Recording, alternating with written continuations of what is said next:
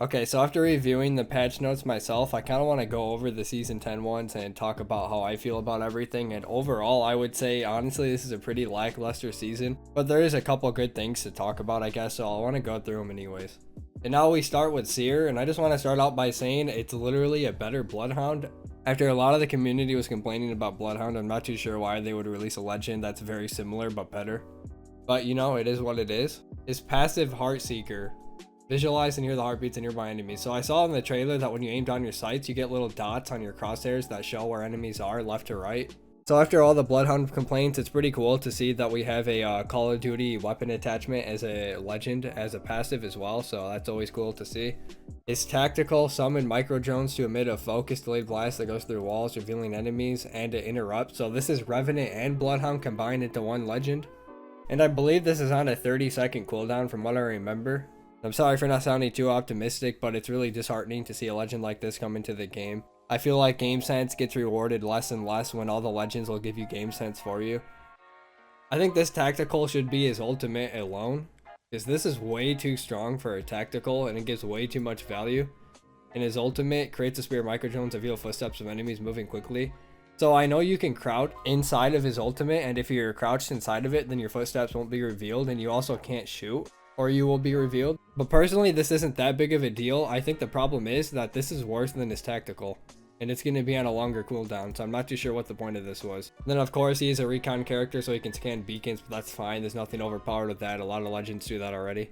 Okay, so moving on to the World's Edge changes, and I actually kind of like them. Sorting Factory is getting changed, Refinery is getting changed, and then the crater in the center of the map for the lava is also getting a lot bigger. I know a lot of people aren't a fan of this, but I actually kind of like how this will change things up. Refinery was just a really bad POI, and I felt like Sorting Factory was getting kind of stale. So those two places getting changed, I'm actually a fan of it. And the thing that people aren't liking is the fact that there's a giant crater of lava even further now, but I kind of like how this is going to force people to rotate now. Personally, for ranked and competitive, I do like these World's Edge changes, especially with all these bridges here, because it'll let you set up choke points to kill people trying to rotate, but there's enough bridges to get around being held out.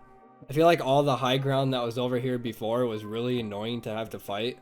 So with the high ground looking like it's being removed and then it says lava and bridges, I think this will be easier to work around this entire area of the map in general. The only real complaint I have here is for the people who have like lower end PCs. They really might struggle with all this lava getting good FPS, but we'll have to wait and see until the update drops to actually see.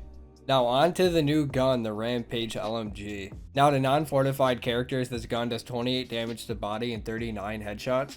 It does have a slow fire rate, so it's not insane. From the gameplay I've seen of this gun, I definitely think it'll be one of the best guns in the game once people figure out how to use it. Close range, it won't be that good, but mid-range, this gun will be one of the best guns in the game, without a doubt. And added on to that, if you have a thermite grenade, you can actually charge the gun with a thermite, so it shoots faster.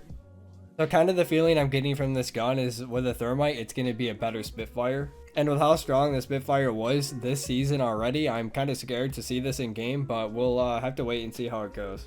That being said, without even playing and using the gun, I already get a feeling it's going to be nerfed. Now with Season 10, they're also adding Arena Ranked. I feel like there's not much to go over here. It's just ranked in arenas. And basically, there is no kill points or assist points. You only get points by winning the match, and you lose points by losing the match, and there's no in between. This is no surprise to how the ranking system works in arenas though, because if you look at games similar to arena styles like CSGO or Valorant, it's the same concept. Kills, deaths, and assists don't really do anything for you at the end of the day. Winning and losing are the only things that really have a huge effect. Now they have a new badge for win streak, and it goes up to 5. If you win 5 matches in a row, you get the latest variant of the badge. And basically, this will be the 3-stacker pub badge. So if you're someone who religiously 3-stacks pubs, this will be a great badge to flex on your account. Now we're on to the legend balancing part, and first of all I want to say very disappointed that WATTSON and Rampart and Crypto didn't get any changes. I feel like those are 3 legends who really need changes that they just completely ignored, so that's kind of sad to see. Especially WATTSON, they just refused to buff my main for some reason. Not too sure what's going on at Respawn, but please buff WATTSON, man. I play her in pubs every day, it's getting really hard. That being said though, we're going to start with Fuse, and I actually do like that they're changing Fuse because I felt like he was very underpowered. Now the first change we see is enemies caught inside the Ring of Fire from Fuse's Motherlode ultimate are now revealed to Fuse's team. So I imagine this is going to be like a Bloodhound scan where people inside the Ring of Fire will be shown through it like an orange outline. And I do like that they're doing that, because trying to shoot people inside his ring of fire was kind of hard because you couldn't even see through the fire. And I feel like that's a simple way to buff Fuse's ult without making it OP, but also being a good quality of life change to the ult. So I'm actually a fan of that. Knuckle Cluster tactical explosion duration increased by 100%. This is good too, because it'll zone people more. So now if you shoot a door and you want to know if they're going to chase you outside the door, you'll have this last twice as long, so you'll know if someone actually ends up going back to that door. That's just an example, but I do actually like that this has changed. Now this passive getting the ability to be toggled on and off just means you can throw nades like the other legends in the game, or you can throw them like Fuse, which is further and faster.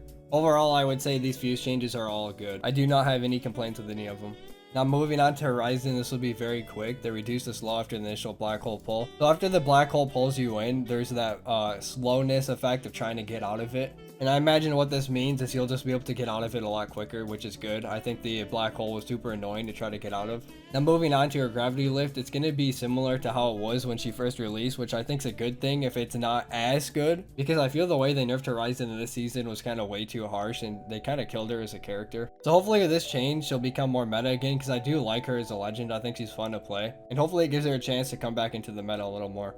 Now Revenant has a visual and audio cue when his ult's about to end, which I feel like this is cool. It's like quality of life, but it changes nothing. And then breathe slow after recall to death totem. This also changes nothing, because if you're coming out of death totem and there's people waiting for you, you're gonna die no matter what, with or without a slow. So I don't know what the point of this is, but you know, I guess it's a nerf in some way. Now that being said, this may be the unpopular opinion here, but I don't think Revenant's strong to begin with, so I don't think Rev needs to get a nerf. I don't know why people complain about Rev being too strong. I think it's Octane that's the problem. Okay, now I feel like this is gonna be the one that's very controversial here, and it's the Caustic change. And in my opinion, I think Caustic did need a buff, but this is a little excessive here. Gas damage starts at 5, increased by 1, every other take indefinitely. So this means if you're in gas, it'll hit you for 5, 5, 6, 6, 7, 7, 8, 8. Like that, and it doesn't end until the gas is destroyed. It just keeps going up, which I think that in itself is fine, but it's gonna definitely make Caustic come back to the meta. And then barrels come back every 20 seconds instead of 25 seconds, which I think is too strong. I think 25 seconds was fine as is. I feel like damage was the only problem with Caustic, not his cooldowns. And then his ultimate coming back every 3 minutes instead of 3.5 minutes. I feel like that's okay, because his ult did take a long time to come back, and the duration reduced from 20 seconds to 15. Which this is also good. The ult on the floor only lasts 15 seconds now. I think overall Caustic did need a buff, but this might be a little overboard, and I don't know for sure until actually playing Season 10, but I get a feeling this might be too much for Caustic. We'll see. Now for the care package, Spitfire and Alternator with Disruptor rounds going in and Prowler coming out. Prowler was one of the best guns in the game before it went into the package, and they took it out and basically removed automatic, so you can only use the Prowler and Burst. But the Prowler is absolutely insane, and I feel like this gun is gonna need to get hard nerfed.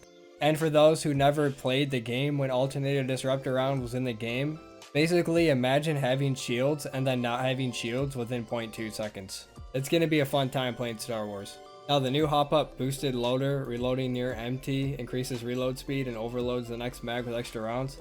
So if you reload at the right time, you'll reload faster and you'll have a bigger magazine size. So for the wingman, I imagine it'll be like you'll have 11 bullets in your mag instead of 9 with purple. I think it's a good change to bring the wingman more into the meta without actually buffing it itself. So I feel like this is actually a good change. The only downside is we're losing Anvil Receiver. And I was a big fan of Anvil Receiver, so I hate to see this thing go.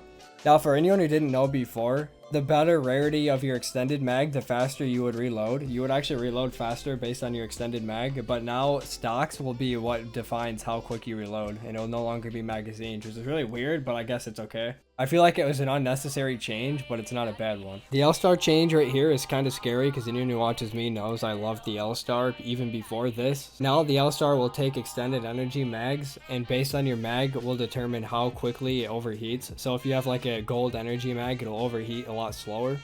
And with a better mag, it'll also cool off a lot quicker. Then they added barrel stabilizers for less recoil, even though the L-Star's recoil wasn't hard to control to begin with. Now the L-Star bullet when you're getting shot at won't be like a flashbang, it'll be halved. So what this means is the little circle that it shoots out will be a lot smaller, which is good I guess, so you can actually see what's shooting you. And then hipfire spread increase, so it's not so good up close, which I feel like the hipfire wasn't that insane to begin with, so I guess it's like a nerf to balance out how strong they just made it with having energy mags and stabilizers, but I feel like this change is going to be rough. I feel like the gun was already in a good state and people just slept on it. I don't think this was a very good idea. Light machine guns now do less headshot damage, more damage to legs and arms, which that's fine. Reduced handling time for all pistols by 10%, raise holster zoom in out time. This is like a quality of life buff to all the pistols in the game, so like P20, Wingman. I feel like this is just a indirect buff to the Wingman as well, so it's cool to see the Wingman actually get some type of buff again. Prowler burst from 0.2 seconds to 0.24. This isn't really much of a change. The Prowler's still going to be one of the best guns in the game, but you know, I respect the attempt at a nerf. EVA 8 nerf. I don't know if this is going to make a big change because we don't know how much slower the EVA is going to shoot now, but it definitely needed a fire rate nerf. And with this, hopefully it'll give the Mastiff and the Peacekeeper a higher chance of becoming meta again, because I feel like Peacekeeper Mastiff meta was way better than just getting instantly killed by an EVA. And everything else is just arena changes and quality of life bug fixes, and I feel like that's not necessary to go over. I don't want to drag out the video any longer. So that being said, I'm done with the video. I just wanted to go over the Season 10 patch notes and give my thoughts. But, thank you for watching.